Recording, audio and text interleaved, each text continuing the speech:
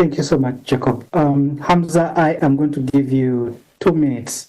And in those 2 minutes, I want you to kind of bring it home. How do you see the future of telemedicine evolving to address global healthcare access? So when we look at, obviously, telemedicine is still evolving. If we look at what we were doing in 2019 and what is being done now, they are completely different. So that's the first thing I want to say. But when we look at this, there are going to be 3 things that's going to be important. It's going to be playing a very important role in access. It's going to be playing a very important role in reducing costs, which I highlighted in the beginning of my talk. That was one of the historical reasons why we have all those healthcare barriers. And it's going to play an important role in managing chronic conditions. So when we talk about access, for instance, again, we still have a huge percentage of the population not having any access to healthcare services. So what telemedicine has been able to do is to bridge that gap, where, for instance, in Africa, we have almost 70% of people in rural areas who have to drive at least 2 hours before they get to the nearest healthcare facility.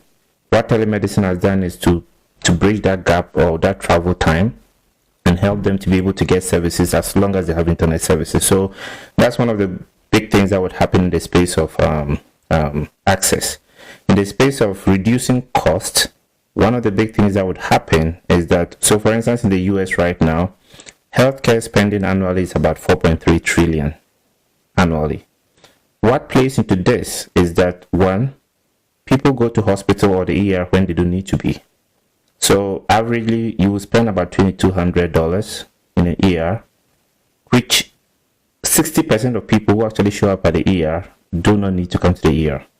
So with telemedicine, what it has been able to do effectively, especially after COVID, has been that people would first of all get on these platforms, talk to a physician to determine whether they have to come to the ER. So it will cut down that number, it will cut down our cost.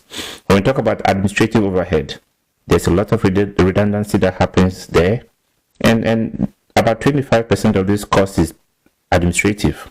So if you automate, have AI technology that deals with all the billing, redundant billing work, all the redundant patient-facing activities, then it's going to cut down cost, obviously. So, and we just have to make sure that at the end of this all, we are putting everything together, all the technology together, to be able to make sure that it's touching on all the cost elements to save a country, to save a person, to save a community money. The last thing that I would like to talk about is chronic care. So chronic conditions account for at least 70% of what people suffer from the world, and is the highest contributor to death. If telemedicine is going to be one of the most instrumental tools that would help people to be able to get care for their chronic conditions without having to come to the hospital or be at the hospital all the time. So basically what this will come, it will come in the form of wearables, which I already mentioned. So people are going to have these wearables that would help them or help physicians monitor them remotely.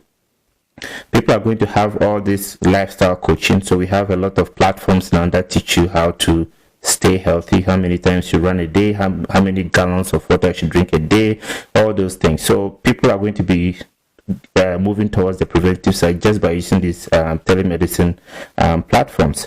And most importantly, we are going to be saving a lot of cost from just monitoring remotely for things like hypertension, because then we reduce readmissions and all that. All right. Thank you so much, Hamza. Our panelists, I think we have come to the end. Thank you so much for sharing, Jacob, Brophy, Hamza, and Divya. But most importantly, thanks to all our attendees who made it. If you have some further questions that you would want to pose to our speakers, I have shared the email to which you can share them with. Thank you all. Thank you for coming today, and bless you.